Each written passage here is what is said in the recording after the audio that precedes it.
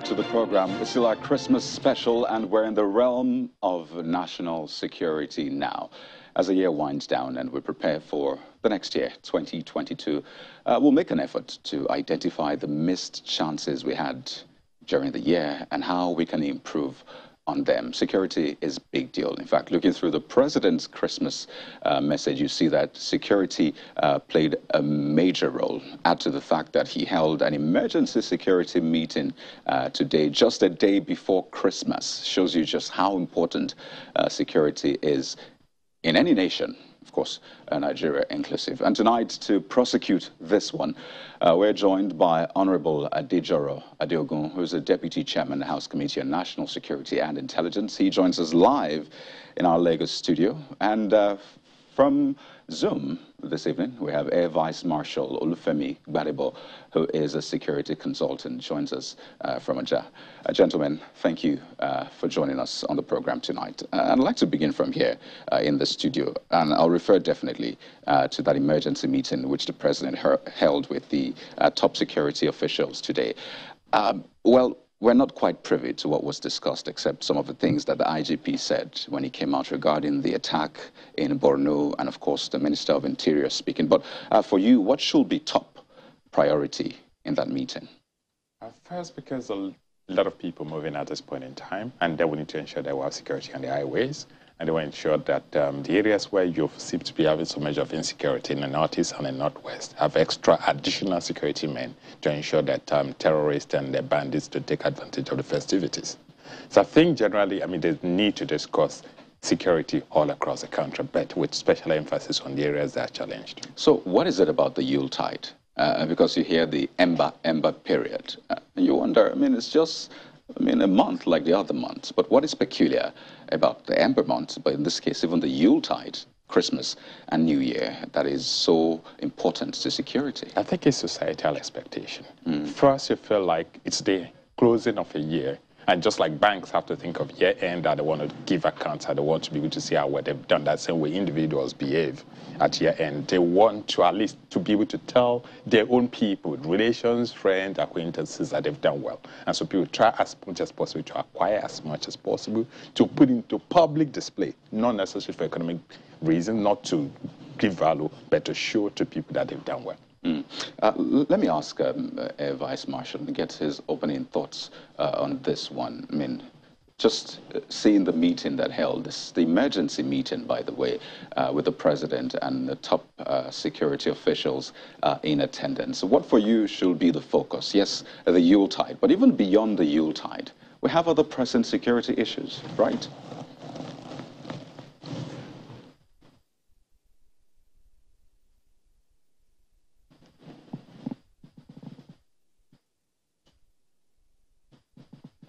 Okay, I see we're having difficulty hearing you, Air Vice Marshal. We'll try to resolve that, but let me just try again to get your opening thoughts on that emergency security meeting.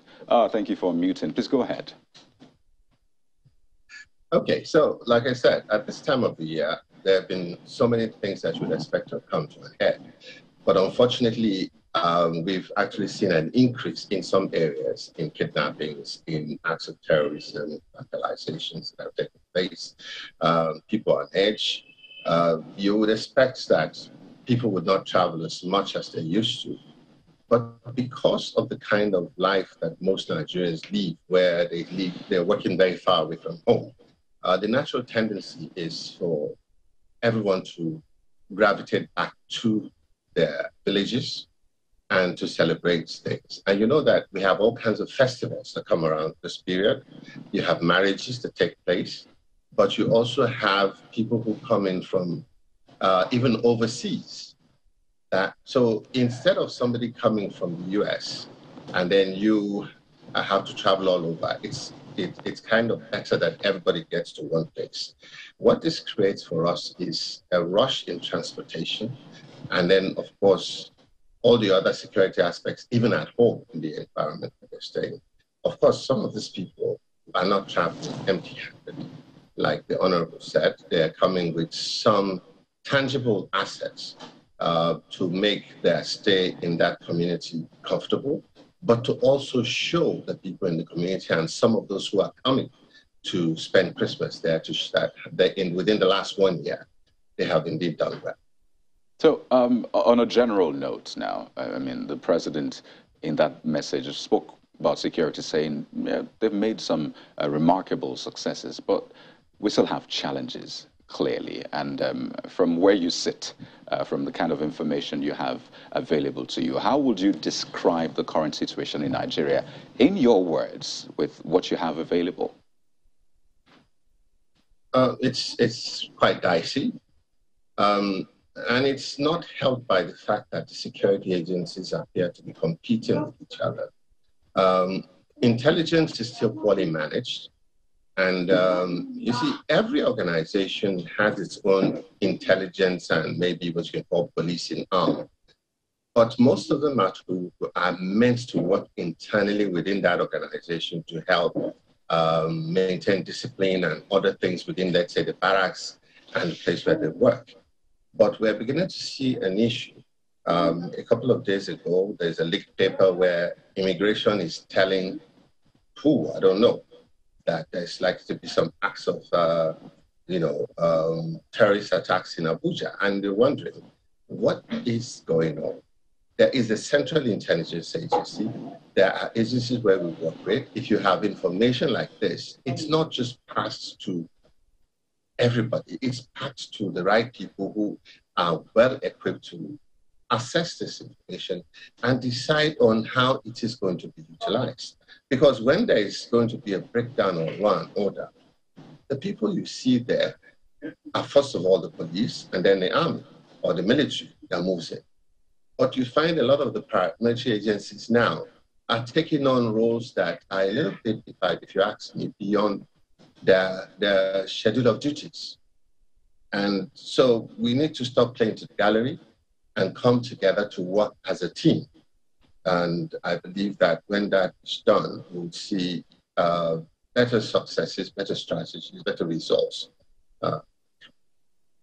Incidentally, though, at the top level, at least from what we see that the heads, they come together. Take the meeting we saw today, for example. You had the Minister of Interior, Minister of Defense, the service chiefs, IGP, all coming together. And you wouldn't get a sense of interagency rivalry, at that level. So we'll take a look at what is responsible for that now trickling down to what we now see on the field. But let me come back to our Lagos studio, because Air Vice Marshal Gbadebo referenced intelligence, and he talked about that letter that leaked. And by the way, the Minister of Interior responded to that letter earlier today, saying that there's no threat to security in Abuja, saying that it was a leak, as it were. But this is your forte, as it were, intelligence. Is there anything pointing to that? I think the first thing is what has happened with the leak. It's one of the disconnects within the security structure in Nigeria. Does immigration have any responsibility handling issues of terrorism? Do they have the competence? They don't. They don't? Definitely not. It's not their responsibility. If for any reason they come by any intelligence regarding act of terrorism, the right thing to do will be to pass that information to an agency with the competence, which will be the DSS. And then it will be reinvestigated. Because the fact that you have raw information doesn't make it genuine, it doesn't make it correct. Someone else needs to reconfirm. There's a process. But I guess, everybody, this competition for space, getting the media space, the national space, and getting the attention of the president is making people play in toughs that they don't have the competence. And I think that's what happened. And that's one of the reasons why, in such a sorry state. So at what level, then, do we begin to see this rivalry? Because I referenced that meeting earlier today. You wouldn't get a sense. They were together. In fact, the service chiefs walked in together, and they had this sense of camaraderie, as it were. So where do we begin to get that rivalry, really? You see, it's a structural problem. It's not individual. It's not about the individual occupying the offices. It's about a systemic error. First, people need to know what their responsibilities are and understand that if something, or the areas where you have overlaps, or if peradventure you come into any information that is valuable to the other party, you pass it to that party. You don't take it up. But I think now, because, like I said, everybody is trying to occupy the national space, the media space, and wants to gain attention. On the surface, there's no competition, but we all know that they really compete. They're competing among themselves, and it's fierce and it's unfriendly sometimes. So who defines the responsibility, the rules of engagement, or at least what defines it? Is it, what does the law that establishes the various armed forces and the police and the rest, paramilitary, what does it say? Is that what defines what they can do, or essentially the fact that they have access to arms and ammunition, then they can automatically approach any security threat? So who decides who does what? First, the enabling laws establishing these agencies give them responsibilities. Overall, the commander-in-chief is the commander-in-chief. He gives direction, he gives directive to everybody at every point in time. But in the process of enacting the acts, you have areas where you have overlaps. And such areas, we believe that sometimes they create conflict. And I think at the National Assembly level, there's a few things we've tried to do to ensure that at least we get these people to come together to understand. I always use a Yoruba proverb that we need to understand that it doesn't matter who sees a snake. What matters is who kills the snake, is that the snake is killed. But in the process of understanding that if you have 10 people chasing one snake and nobody is looking to have every other thing, they will end up destroying other things rather than killing the snake. So that's saying falls flat on its face in this context now. Yes. So the real issue isn't that we don't have responsibility. We have it clearly defined. It's just that idea that people need to understand order. There is an order for the intelligence community. The National Security Advisor is given responsibility to coordinate. For the military, you have the responsibility as leads. The Chief of Defense Staff has responsibility to coordinate issues affecting the three agencies. And then you have such things. And then you have the National Security and Defense Council to coordinate all intelligence, security, and paramilitary agencies in Nigeria. So the processes are there and the structure is in place. But still, we're seeing difficulty, at least in sticking to those responsibilities. So let me take this to AVM Gbadebo. And I know you started, this point. So in the situation we find ourselves in Nigeria, where we're fighting a multi-dimensional warfare, as it were. So you have banditry, terrorism, kidnapping, all across. The police, you hear police say, we're overstretched, essentially. We don't have the capability to withstand terrorism, for example. So naturally, the military will step in. So maybe this is inevitable, really, with the kind of circumstance we find ourselves. Well, I would say here that really there is overlap. And this overlap has been a problem in the sense that, there's so many agencies that they're working together. We see them working well at the top. But over the years, we've seen a situation where paramilitary agencies that normally did not carry arms are now carrying arms because of threats that they're facing by either vigilantes or hoodlums or even ball bunkers and all that. And this has resulted in a situation where from time to time, you see a crisis being handled in a state. And at the state level, the commander of that agency is talking and is passing information. And now at the various levels, and then at some states, they are all involved in the State Security Council. But you don't see them going to these meetings that Mr. President is calling, which shows you that at the federal level, they're not recognized as being on the same level with the police and the other military agencies. And so, unfortunately, nobody is being called to order. There has to be a system that will begin to call them to order so that everybody knows their limits and what to do. We also have situations where, even with the military, a brigade commander sometimes will not act until he gets the go-ahead from his GOC and directly from his service chief.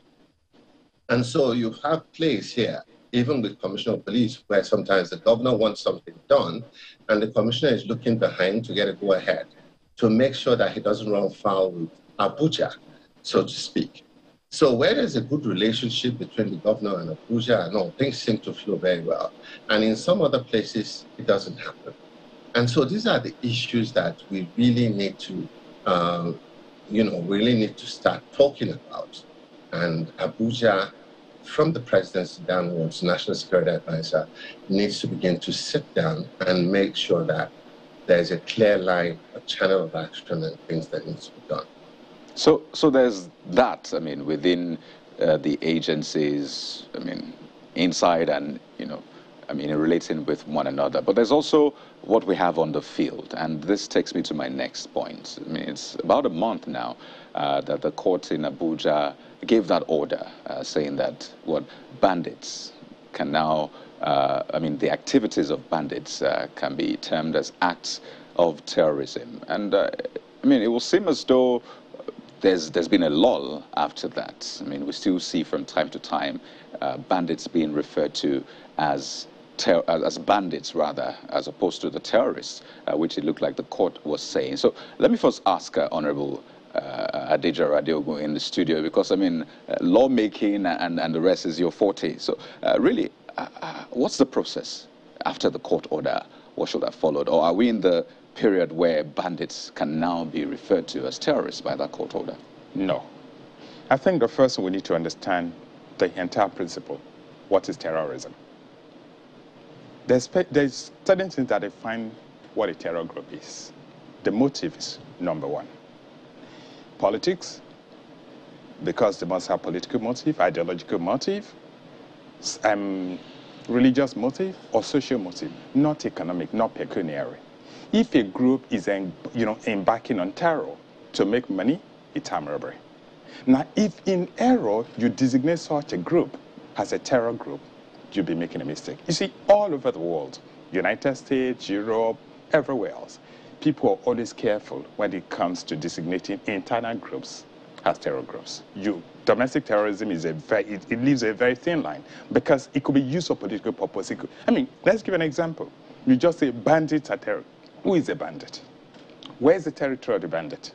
Because you must have clearly defined territories. You must be able to identify this group. It's easy to say Boko Haram is a terror group because you know their motive, you know their ideology, you know that it's political.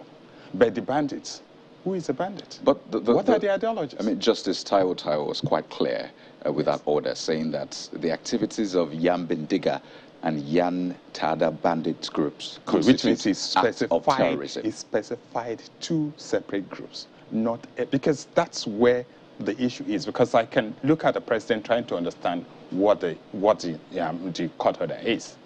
Nigerians are expecting that it's just a designation of 4 bandit groups. No, the court order specified 2 specific groups. I think this also means gunmen in Hausa as well. So you see, any gunman. It could be a gunman in let's say, Ekiti State, to declare as bandits. We need to be careful because it's easy. This could be misinterpreted. You could pick someone for cultism and it becomes a terrorist, just if it's, the proper definition is not given. So I think the president is being careful. So in this context, with that order, should anything hold the government back in, ensuring that this order is institutionalized? There's a procedure. There is an order. Now, the first thing is you have to prescribe those groups. Without a prescription, you can't declare them as terrorist groups. So how long does that's what the Anti-Terrorism Act recommends. So how long should that take? It's been a month, really. Well, I think the Attorney General needs to do the prescription first. But should that take a month? It could take longer because you need to be careful. You see, we're in a hurry to get results. But this is a court order. We are in a hurry to get results. But at the same time, that there's such a thin line. Every error could have negative consequences, and I think they're just being careful. Let me ask Vice Marshal Gbadebo on this particular one. So, seeing that it's been just about a month since Justice Taiwo gave that order, do you see any reason why this should not be followed through from the executive, that is, which, by the way, approached the court? Well, like the Honorable said, we have to be careful here. Politics is involved. You'll see that over the years, there are some politicians and some powerful political office holders who have said that they know some people or they have lists of some people, but to mention the names becomes a problem. Because once you have mentioned the names, then you have indicted somebody without proper evidence. That's why, you know, in court, they say a hearsay is not accepted. So there must be some other particulars that we use to identify these people. And that's when you issue a proscription comes. When you proscribe them, then the military has the mandate to eliminate them from the scene. Until you do that, you see, some of them are representing geographical groups, tribal groups, and so on. Some are agitating for land, and there are all kinds of agitations going on in the country right now. And there are all kinds of issues that are being brought. So that is where we have a problem. That just one court pronouncement, it's a big step in the right direction. But then those who will now take the next step of identifying by name.